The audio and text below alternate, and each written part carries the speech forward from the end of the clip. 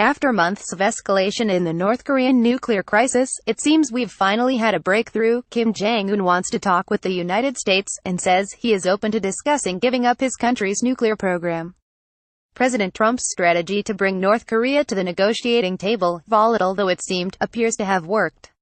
Except there's a catch. Kim wants to negotiate directly with Trump, and Trump has said yes.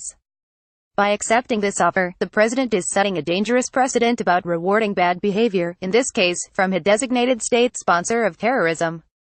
The Trump administration says that face-to-face talks between Kim and Trump will take place in the next few months, while diplomats scramble to set up some kind of preliminary meetings to make sure both sides are on the same page, an objective that's probably unrealistic. In the meantime, the White House is assuring us that sanctions will stay in place and that the administration's policy of maximum pressure will continue unabated. While the news of this diplomatic breakthrough is causing many to let out a huge sigh of relief, there's ample reason to be suspicious. For one thing, it's not at all clear that Kim is serious about making any significant changes to the North Korean regime, which is a totalitarian slave state. There's also a strong possibility that these talks, like previous talks with Pyongyang, are nothing more than a ruse to allow North Korea to stall. By engaging the United States and South Korea in diplomatic talks with the promise that this time, truly, it is willing to give up its nuclear weapons program, Pyongyang can buy itself a significant amount of time to finish the work of mounting a nuclear weapon to one of its intercontinental ballistic missiles. Consider this, the Kim regime is all about image, especially when it comes to its own people. All of North Korean society is a sort of dark Orwellian farce. It's hard to believe that Kim would offer to talk, and possibly give up his nukes, without some bluster to help him save face with his own people. But let's be a little more optimistic and say that it's a genuine olive branch, that the North knows that America has it backed into a corner and that it's looking for an escape hatch. That's great news. Maximum pressure worked. The North was sufficiently squeezed such that it has realized resistance and further escalation are futile and will only lead to the regime's demise. So, it suggests high-level talks, the highest possible, between Kim and Trump. Audacious, but hey, at least Pyongyang wants to talk. But here's the problem, Trump said yes. The Trump administration should certainly respond to North Korea's overtures positively, albeit cautiously.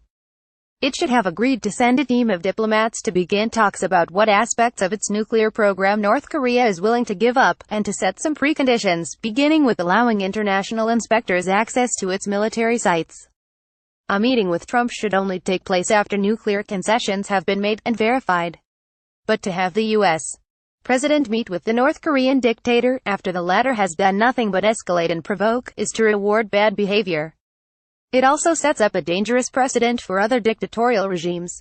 What's more, for Trump to sit down for direct talks with Kim Jong-un, the despotic ruler of a brutal authoritarian regime that has enslaved its people, is not only dangerous but an insult to the North Korean people, who suffer daily under his rule. That's why no sitting U.S. president has ever agreed to meet with a North Korean leader. If Kim gets his photo op with Trump, it would be a huge propaganda coup. Keep in mind, also, that, while North Korea has suggested a willingness to discuss dismantling its nuclear program, and appears willing to come to talks without preconditions, it hasn't really offered up any concessions to get to the negotiating table. Pyongyang said that it won't test any more nuclear weapons or ballistic missiles for the time being, and that it understands that the U.S.-South Korea military drills must continue. But these aren't exactly concessions. That was simply the status quo that North Korea broke with. Gifting North Korea with this level of recognition and validation is something that should only happen after significant changes have been made, not just to the country's nuclear program but to basic human rights and civil liberties, starting with the free movement of peoples across the Korean, Chinese, and Russian borders. For months, we've been hearing from the foreign policy establishment and the main media about how Trump is unhinged and reckless, about how he's a warmonger who just wants to bomb North Korea. Well, it turns out he can be reckless in the other direction, too. A kind of reckless diplomacy that we've seen before. Barack Obama was notorious for conducting this kind of foreign policy, one that's more concerned with headlines than end results. Take Cuba, for example. Obama normalized diplomatic relations with Cuba without requiring the communist regime there to make any significant changes to its economy or to its human rights record. Obama's desire to achieve something great, to have a watershed moment, eclipsed the fact that the conditions were not yet ripe for the kind of change he wanted to enact. He validated a corrupt, tyrannical regime that had impoverished and imprisoned Cubans for decades, and got little in return. Just the same, Trump wants to be the president who solves the decades-long North Korean nuclear problem, to be the first sitting president willing to sit down with the other side. Trump, it would appear, suffers from the same malady that Obama did. Both men are all too eager to make history and ensure their own legacies, albeit for different reasons. Obama wanted to make history as an outpouring of his own ideology and as a product of buying into the narrative that he was, in a matter of speaking, a kind of messiah sent to save America, and the world, from itself. Trump's desire for a great foreign policy legacy is in part a result of his natural bombast and vanity. But it's also a reaction to the non-stop insistence from the media and foreign policy establishment that Trump is dangerous, reckless, and doesn't know how to conduct foreign policy. Trump wants to prove them wrong. If he's not careful, the result could be disastrous.